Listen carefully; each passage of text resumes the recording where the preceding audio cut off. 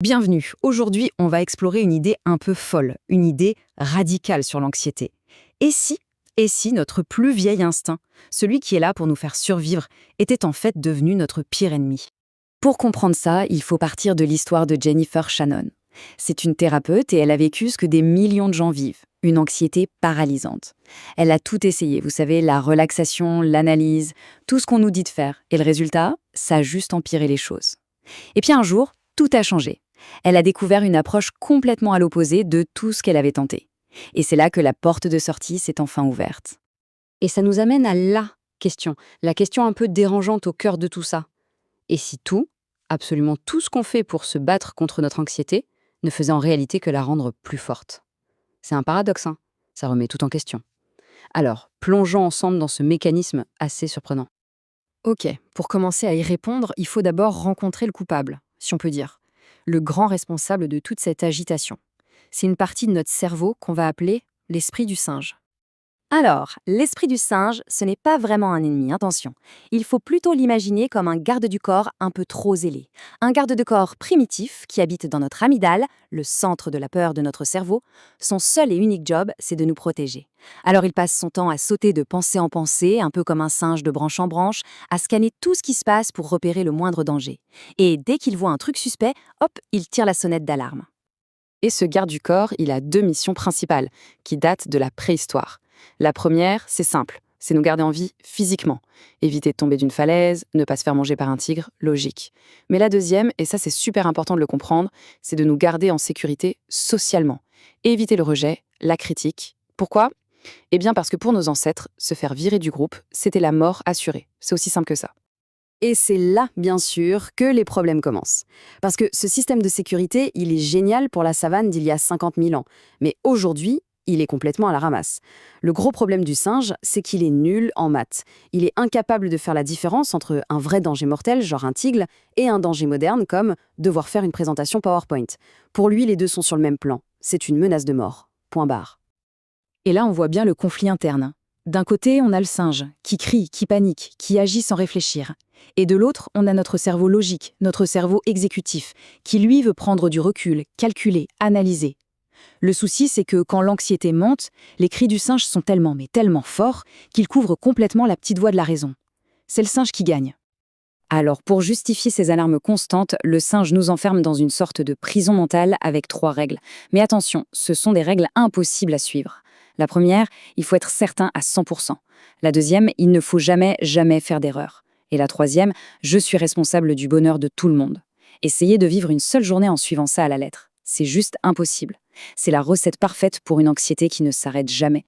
Bon, comme c'est impossible de suivre ces règles, qu'est-ce qu'on fait? On développe des stratégies pour essayer de calmer le singe. Logique. Sauf que, et c'est là que tout bascule, sans même s'en rendre compte, ces stratégies sont exactement ce qui le rend plus fort. Voyons un peu comment, jour après jour, on se retrouve à nourrir le singe.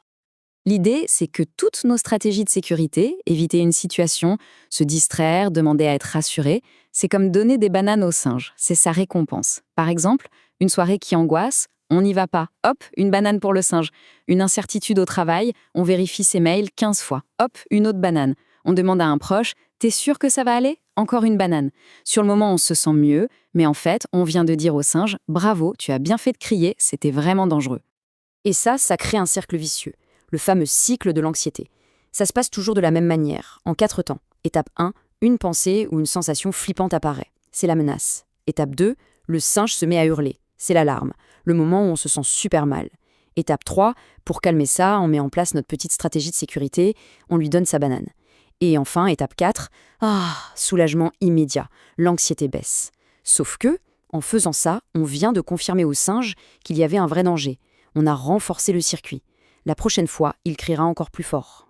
Et la conséquence de tout ça, elle est terrible en fait. Chaque banane, chaque fois qu'on nourrit le singe, c'est une garantie d'avoir encore plus d'anxiété demain. C'est mathématique. Le singe apprend « Ah, cette situation-là, elle est dangereuse ». Et la prochaine fois, il l'ajoutera à sa liste noire. Et petit à petit, notre monde, notre zone de liberté, devient de plus en plus petite.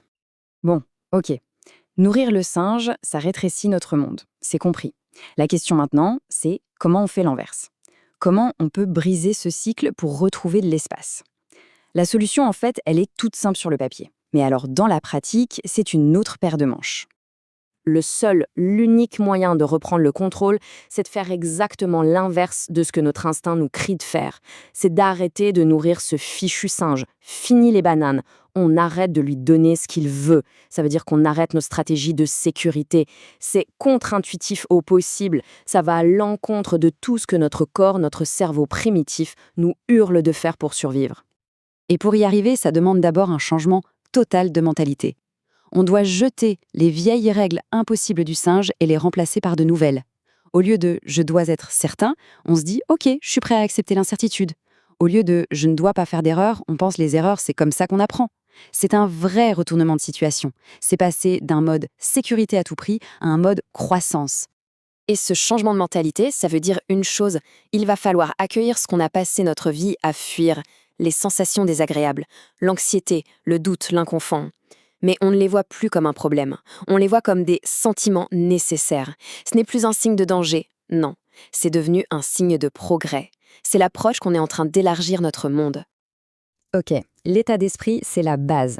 Mais concrètement, quand on est en pleine crise d'angoisse, comment on fait ? C'est bien beau la théorie.